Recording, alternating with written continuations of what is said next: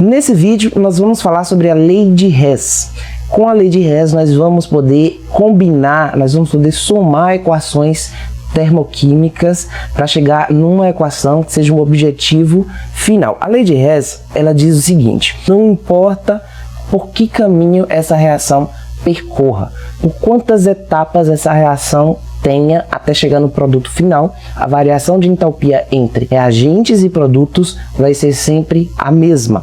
Por exemplo, aqui nós temos o carbono grafite com oxigênio, resultando em CO2 no estado gasoso. Esse seria o estado final.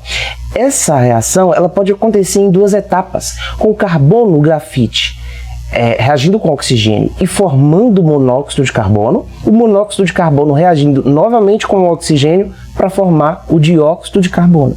Se eu somar as entalpias das duas etapas, aqui no caso no segundo caminho onde eu tenho as duas etapas, se eu somar essas entalpias, elas vão ter que ser a mesma da primeira etapa que ocorre, do primeiro caminho que ocorre em uma etapa só.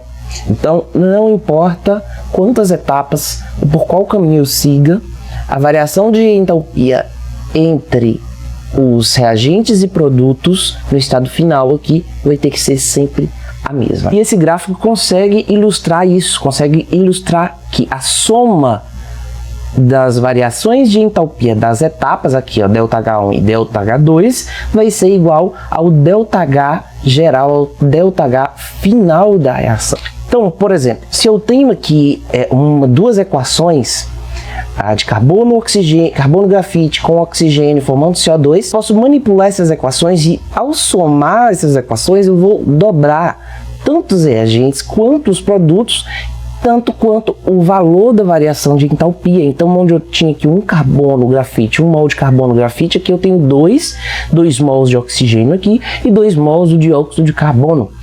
As variações de entalpia também foram somadas, né? No caso, como nós estamos falando de duas equações iguais, esse valor foi dobrado, foi multiplicado por 2.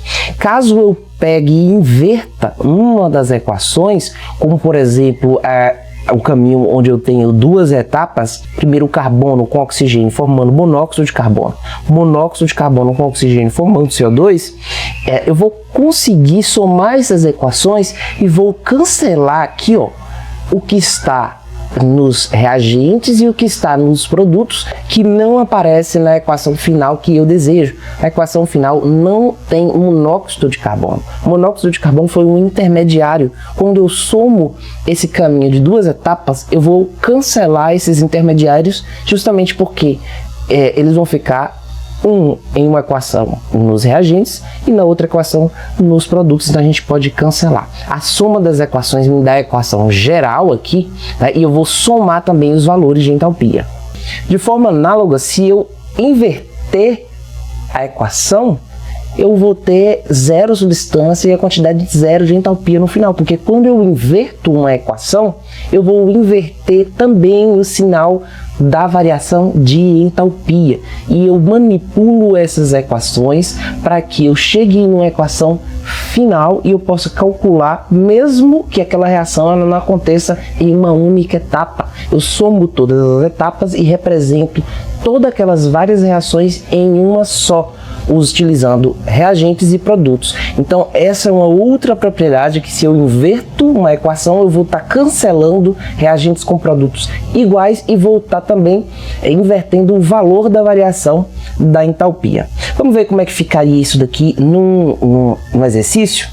Então, dadas as equações termoquímicas, aqui eu tenho uma equação de formação de gás carbônico nas duas, né, de CO2, uma variação de entalpia diferente, justamente porque eu parto do carbono em estados alotrópicos diferentes. Na primeira equação ele está no estado de grafite, na segunda de diamante. A gente sabe que entre estados alotrópicos existe já uma variação de entalpia.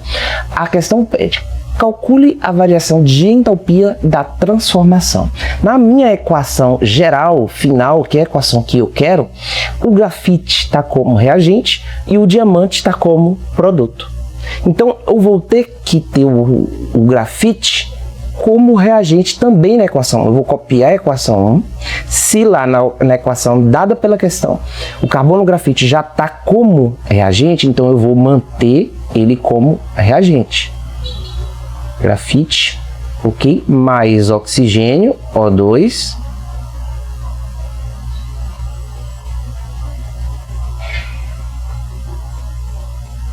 Não precisei de multiplicar por 2, não precisei de inverter, então eu também não mexo com o valor e nem o sinal da variação de entalpia para essa equação 1. Então vai continuar a mesma. Na equação 2, eu tenho aqui o diamante como reagente, só que na equação final eu preciso do diamante como produto. Então eu vou precisar inverter a equação 2. O que é produto vira reagente, o que é reagente vira produto. E o sinal da variação de entalpia, ele vai ter o sinal invertido também. Então aqui na equação 2.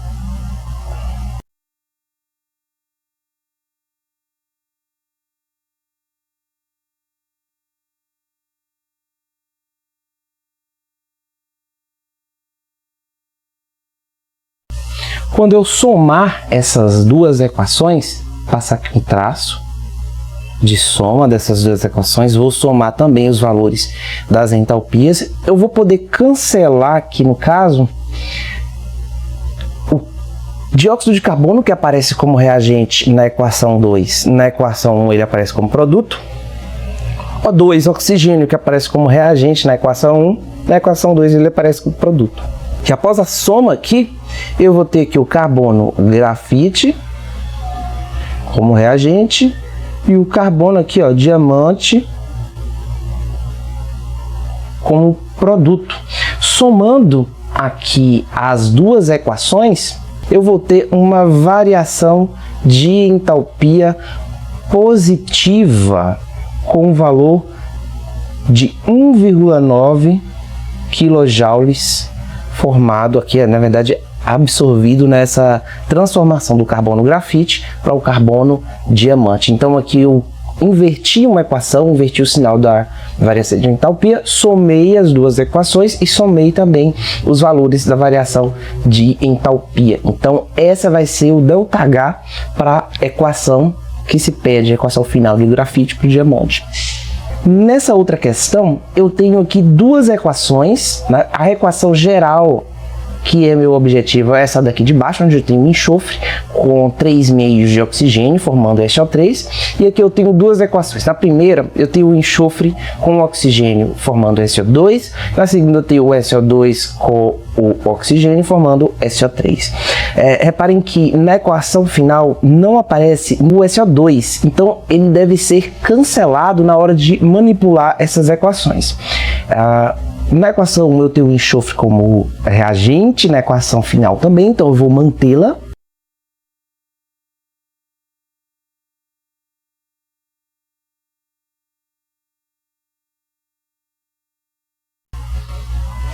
Na equação 2 eu tenho o oxigênio como reagente, o oxigênio aqui também como reagente, então eu vou manter também essa equação 2.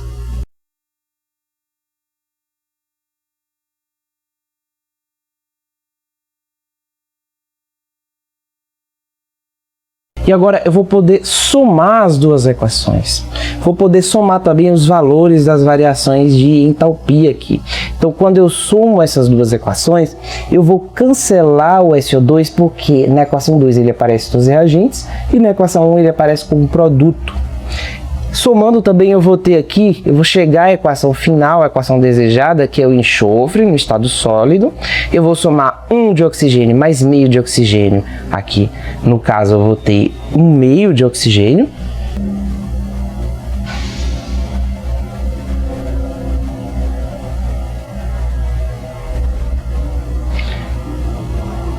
Que resulta em SO3.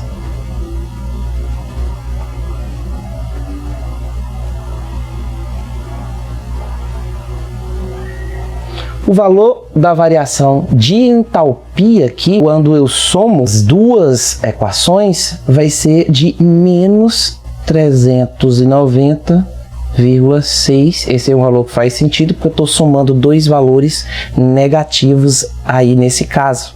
Então eu não precisei aqui no caso de inverter também nenhuma equação, apenas cancelei o SO2 aí que estava como produto e reagente em equações diferentes. Nessa próxima questão nós temos aí a formação do metano a partir do grafite, carbono grafite mais hidrogênio. Então dá uma equação aqui bem geral no final, e a questão também fornece três outras equações termoquímicas. A primeira aqui, carbono com oxigênio formando CO2, a segunda, hidrogênio com oxigênio formando água, e a terceira, metano com oxigênio formando CO2 e água, que é uma reação de combustão. Então são todas reações tabeladas. A partir dessas três equações eu posso prever o valor da entalpia de formação do metano a partir da manipulação dessas equações. Então vamos ver o que tem nos reagentes e o que tem nos produtos, se a gente precisa inverter ou manter alguma equação. Na primeira equação, o carbono grafite está como reagente. Na equação geral, que é a equação 4, ele também está como reagente, então eu vou mantê-lo.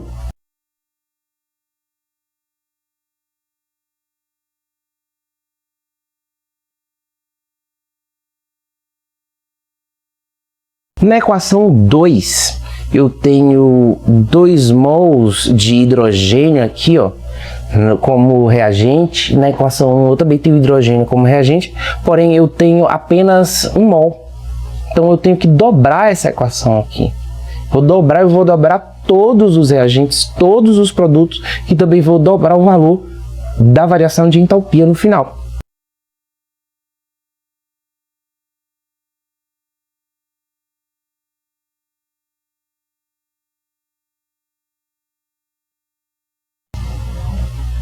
E na equação 3, eu tenho o metano como reagente, mas eu preciso dele no lugar dos produtos. Então eu já sei que eu vou precisar inverter essa equação aqui.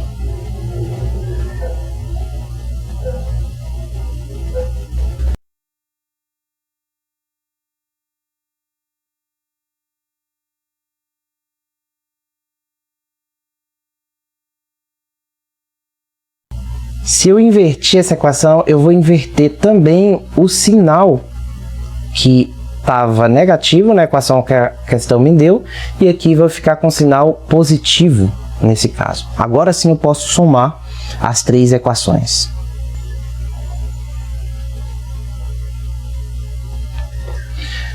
Quando eu somo essas três equações aqui, eu tenho CO2 em lados opostos, na equação 3 como reagente, na equação como produto, então eu posso cortar, eu posso cancelar. Eu tenho 2 moléculas de água na equação 3 como reagente, e tem 2 moléculas de água também no estado líquido. É importante observar o estado aqui, onde cada reagente e produto se encontra. Aqui também eu posso cancelar.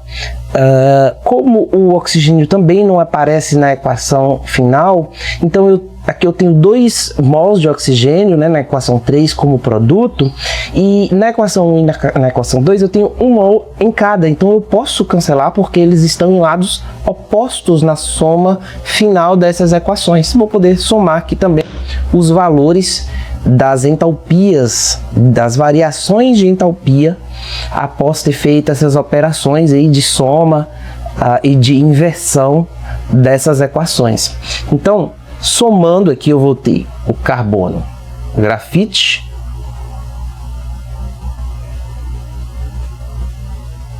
mais 2H2, que resulta em metano.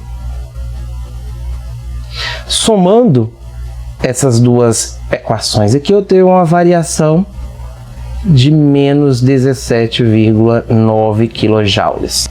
Então, nessa questão, eu precisei aqui multiplicar a equação 2 por 2, multipliquei o sinal também da entalpia, inverti a equação 3 e precisei inverter também o sinal da entalpia. O valor final foi menos 17,9 para a reação de carbono grafite com hidrogênio formando metano.